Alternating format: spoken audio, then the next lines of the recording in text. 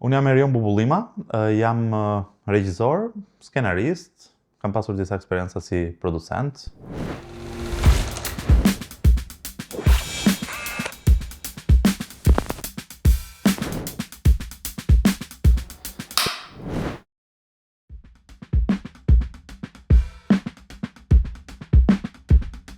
Në festival marr pjesë me filmin Seks, prallë dhe celular.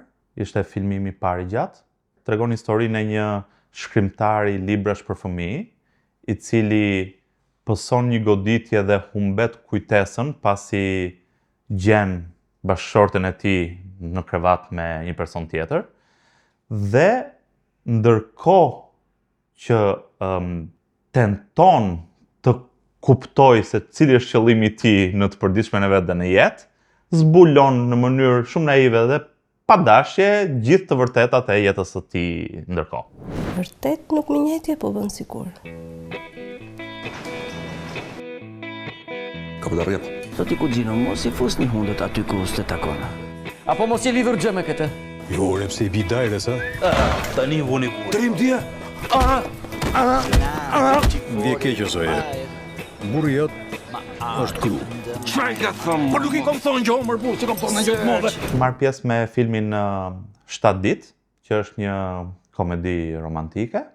Flet për historinë e një vajze e cila 7 ditë përpara se prindrit e saj të vinin në Shqipëri për të njohur të fejuarin e saj me të cilin ajo do të martohej, ata ndahen dhe ajo ka 7 ditë kohë për të gjetur një partner të ri për t'u prezantuar prindërve. Pyetje. Përse biem në peshë? E kuptueshme, për të kapur djalin e jetës. Ajo që unë nuk kuptoj është përse biem në peshë kur na lën. Është vështirë gjësh burr sot. Burr, vetëm për burr nuk është keq. Ajo që unë përpiqem të them është se me kalimin e kohës seksi fillon dhe rrallohet. Martesa është ajo që është si biçim rregullator. Vetëm katënarët martohen sot. Po ku ka femër të rezistoj fustanit nuses? Edhe pse do ta bëjmë me pak njerëz. Pikërisht për këtë doja që të flisnim pak bashkë. E bëjmë të madhe? Lana Gena kishte drejtë, unë mendoj që ne dy bashkë duhet ta mbyllim.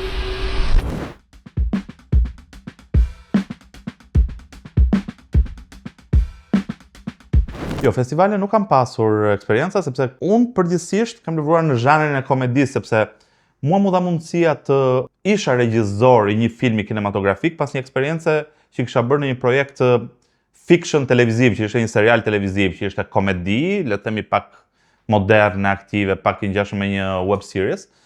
Dhe pas saj mu dha mundësia për të bërë filmin tim të parë të gjatë. Kështu që duke pasur atë eksperiencë të mëparshme, vazhdova të qëndroja në këto ujëra të komedisë. Filmi i parë, Seks, prallë dhe celular, ishte komedi, le të themi, komedi situate, komedi e zezë, ndërkohë që 7 ditë ishte një komedi romantike. Kështu që qëllimi im ishte më së shumti të bëj një produkt dhe sa më shpejt të shkonte në kinema dhe të kisha një përballje të drejtë për drejtë me publikun.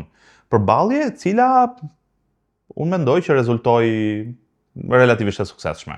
Kështu që filmat e mi nuk morën kohën që marrin zakonisht projekte të caktuara të art house movies që pas një procesi të gjatë mbledhje fondesh, realizimi dhe gjetjesh mundësie distribucioni fillimisht për festivale dhe pastaj në përsalla, projektet e mi ishin të shpejta. Realizo projektin, pas pak kohësh vendos një premierë në kinema dhe menjëherë përballej me publikun. Ndoshta edhe për faktin e zhanrit, komedia nuk, domethënë është vështirë të gjesh festivale të rëndësishme nëpër Europë mbi filma komedi.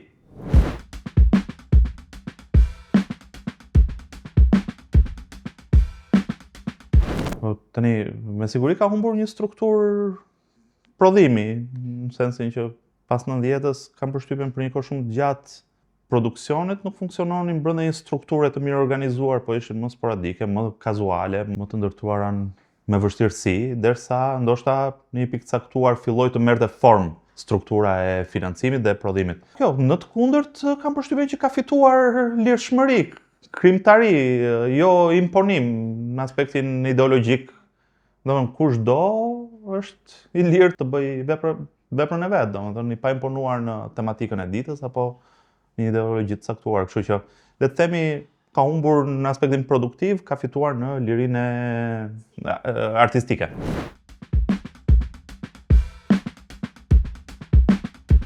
Nuk kam një përgjigje përfundimtare për këtë, sepse unë mendoj që është shumë e vështirë për një kineast i cili kalon një kohë të gjatë duke kërkuar dhe duke studiuar kineman, qoftë edhe historinë e kinemas, të jetë kaq radikal sa të vendosi që po, më pëlqen ky më ka frymëzuar dhe do eci përpara në krijimtarinë time nën këtë drejtim apo në këtë rrugtim. Në momentet caktuara, normalisht ke shkëndija të caktuara, sa më shumë njohuri apo sa më shumë me një kineman. Dhe jo vetëm kineman, po fillon edhe një pikë caktuar të njohësh dhe krijimtarinë tënde. Nuk e di, unë kam lëvruar në zhanre të ndryshme, përgjithsisht kam punuar në komedi, po dhe në komedi jam munduar që të ndërtoj dhe skena që janë parodi të zhanreve të ndryshme, të horrorit, dramës e të tilla. E gjëra të tilla, jam duke punuar aktualisht mbi një film horror, ndërkohë jam duke punuar edhe mbi një projekt tjetër që është dramatik, kështu që të gjitha këto zhanre në cilat unë po livroj, ndoshta janë të frymëzuar nga çdo gjë që unë më përpara kam kaluar, jo vetëm duke njohur kineman, po dhe duke njohur veten time.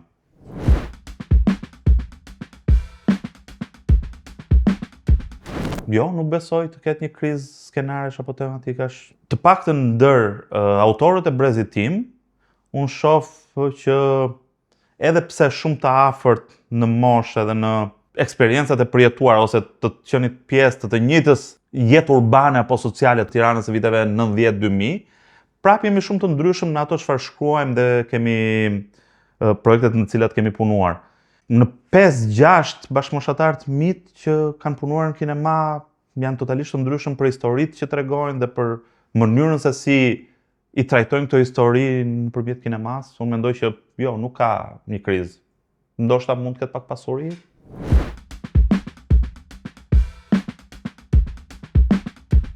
Unë mund të flas për eksperiencën time, për veten time. Në projektet mbi të cilat unë kam punuar, kam pasur shumë projekte nga të cilat që unë jam frymëzuar nga tema e ditës dhe ka pasur projekte që unë jam frymëzuar thjesht nga një koncept i largët, nga një ide e largët, nga një histori e largët dhe jo vetëm në tematik, po edhe në vizion, në mënyrën se si unë do ta paraqes, si një film të vjetër ndoshta apo kjo.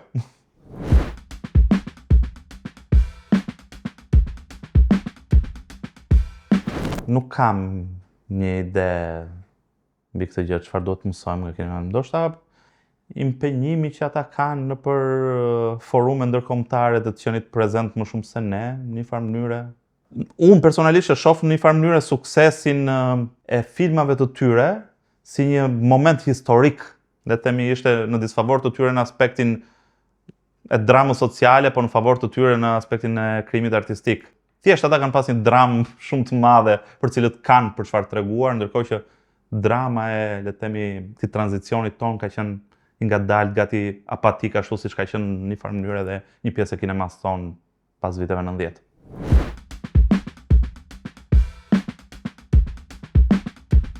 Jo, nuk mendoj se ekziston një identitet i pastër i filmit shqiptar. Siç të thash, edhe kur bëra krahasimin midis kolegëve moshatar të mi që janë totalisht të ndryshëm në mënyrën se si trajtojnë projektet e tyre. Por qoftë edhe këtë koncept që sapo shpjegohet një sens apatie sociale që ka pasur ky tranzicioni jon, jo, nuk mendoj.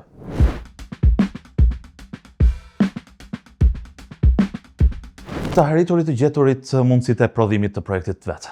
Qendra jonë e filmit mbulon një buxhet të caktuar të një projekti ku është totalisht e pamjaftueshme për të qenë majoritar në një projekt të rëndësishëm kinematografik. Jemi të detyruar që të kërkojmë fonde jashtë strukturave të financimit në Shqipëri, gjë që pastaj bëhet e vështirë duke mos pasur buxhetin e mjaftueshëm.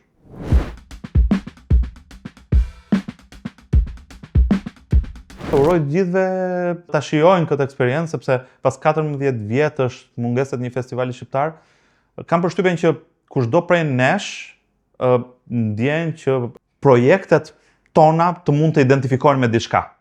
Kjo i uroj të gjithëve të jenë sa më prezent aty, të ndajnë ide, të jenë afër me njëri tjetrin, do të krijohet një network realisht i strukturuar edhe uroj të gjithëve të jenë prezent.